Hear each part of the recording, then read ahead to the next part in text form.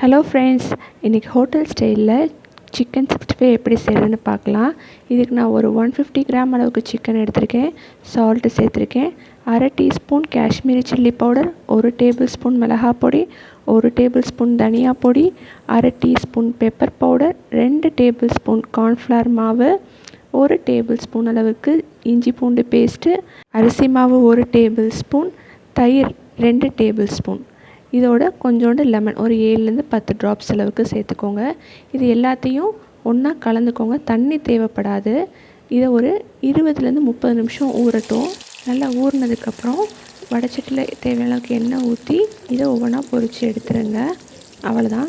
அப்படியே ஹோட்டல் ஸ்டைலில் சிக்கன் 65 செஞ்சால் எப்படி இருக்குமோ அதே டேஸ்ட் தான் இருக்கும். பெரிய வெங்காயத்தை ஸ்லைஸ் பண்ணி போட்டுக்கோங்க. லெமன் கட் பண்ணி வச்சுட்டு கருவேப்பிலையை தாளித்து போட்டுருங்க. அவ்வளோதான்.